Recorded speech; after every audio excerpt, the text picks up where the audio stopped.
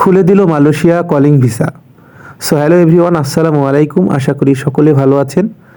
প্রতিদিনের ন্যায় আবারও চলে আসলাম মালয়েশিয়া কলিং ভিসা সংক্রান্ত নতুন আরও একটি আপডেট ভিডিও নিয়ে। সো হ্যাঁ বন্ধুরা, আপনারা ইতিমধ্যে আমার টাইটেল এবং থাম্বনেল দেখে বুঝে গিয়েছেন আজকে কোন বিষয়টা নিয়ে এবং কোন টপিক্সটা নিয়ে আলোচনা করতে যাচ্ছি। সো হ্যাঁ বন্ধুরা, আজকের ভিডিওটি অত্যন্ত গুরুত্বপূর্ণ একটি ভিডিও হতে চলেছে আপনাদের জন্য, যারা বিশেষ করে মালয়েশিয়া কলিং ভিসায় যেতে আগ্রহী, বিশেষ করে বাংলাদেশ থেকে যেতে আগ্রহী।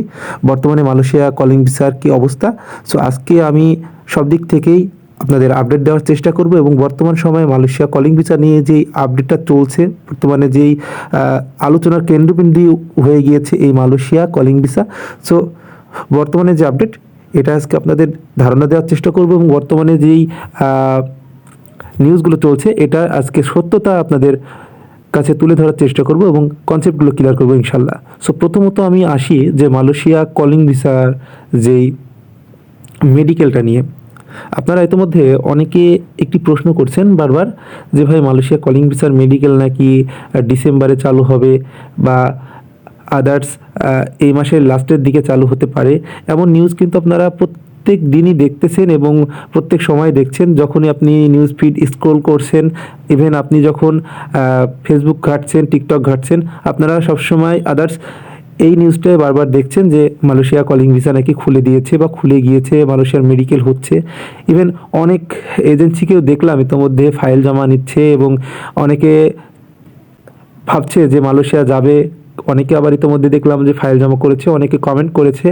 সো সব দিক থেকে বিবেচনা করে যদি বলতে চাই, তাহলে মালয়েশিয়া কলিং ভিসা নিয়ে যে চাঞ্চল্যকর একটা তথ্য আমি আপনাদের আমার আগের ভিডিওর মাধ্যমেও আমি বলেছিলাম। তবে আজকে যেই তথ্যটা দিতে যাচ্ছি সেটা হচ্ছে ডক্টর আসিফ নজরুল সাহেব, তিনি কিন্তু একটি বিষয় স্পষ্টভাবে জানিয়ে দিয়েছিল গত জুলাইয়ের দিকে, এবং বর্তমান সময়েও এসে যেই নিউজটা বারবার ঘুরপাক খাচ্ছে নাকি নতুন করে নাকি একটা নিউজ যে মালয়েশিয়ায় কলিং ভিসায় পাঠানোর যে এজেন্সিগুলোকে শর্ত পূরণ করতে হবে, ঠিক আছে, আরও অনেকগুলো শর্ত বেঁধে দিয়েছে, 10টি শর্ত।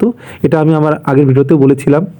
সো এর মধ্যে বেশ কিছু এজেন্সিকে দেখলাম আসলে তারা শর্ত পূরণ করতে বা তারা ইন্টারভিউ দিয়েছে এবং তাদের রিকোয়ারমেন্টগুলো তারা বাংলাদেশের যে অথরিটি সেখানে সাবমিট করেছে এবং মালয়েশিয়াতে পাঠানো হয়েছে। এবং এই যে এজেন্সি থেকে কর্মী পাঠানোর যেই একটা প্রক্রিয়াটা, এটা কিন্তু আগের তুলনায় অনেক স্মুথ হবে বলে কিন্তু আশা করা যাচ্ছে। তবে বর্তমানে একটি জিনিস বারবার ঘুরপাক খাচ্ছে, সেটা হচ্ছে যে মালয়েশিয়ার যেই সিন্ডিকেটটা নিয়ে। আপনারা অনেকেই জানেন, এই বিষয়টা নিয়ে পরিচিত যে মালয়েশিয়ার সিন্ডিকেট কী প্রকার হয়। সো এখন বর্তমান সময়ে কিন্তু মালয়েশিয়ার যেই কলিং ভিসার যে ব্যাপারটা, আসলে এই কর্মী পাঠানোর জন্য আলাদা যে কোটা বা আলাদা যেই কোনো কিছু আসলে এখনও পর্যন্ত সুস্পষ্ট নয়। শুধু আমরা গত জুলাইয়ের 10 তারিখে এই 2025-এ আমরা মালয়েশিয়ার ইমিগ্রেশন ডিপার্টমেন্ট অথরিটি থেকে একটি বিষয়ে তারা কিন্তু একটা সার্কুলার প্রকাশিত করেছিল এবং বাংলাদেশ থেকে এমইভি এবং পিএলএসকে আসলে বৈধ কিছু তারা সার্কুলারের মাধ্যমে জানিয়ে দিয়েছিল। আসলে এই এমইভি এবং পিএলএসকের মাধ্যমে কিন্তু কর্মীগুলো প্রেরণ হবে এবং এই পিএলএসকে যে বিষয়টা আসলে কিন্তু সকল ক্ষেত্রে প্রযোজ্য নয়। শুধুমাত্র যারা বৈধ বাংলাদেশি রয়েছে তাদের জন্যই কিন্তু এটা কিন্তু তারা ইমিগ্রেশন ডিপার্টমেন্ট থেকে কিন্তু তারা ক্লিয়ার করেছিল। তবে নতুন করে যে নবায়নযোগ্য যে ভিসা বা এই ভিসার ব্যাপারে কিন্তু আসলে কোনো প্রকার আপডেট পাওয়া যায়নি। তবে একটি বিষয় কিন্তু সুস্পষ্টভাবে তিনি জানিয়েছিলেন এবং আমরাও জানতে পেরেছিলাম যে বাংলাদেশ থেকে যখন কোনো কর্মী যাবে মালয়েশিয়াতে, এখন বর্তমান সময়ে তাদের জন্য কিন্তু মাল্টিপল এন্ট্রি যে ভিসার যে সুবিধাটা, এটা কিন্তু চালু করেছে।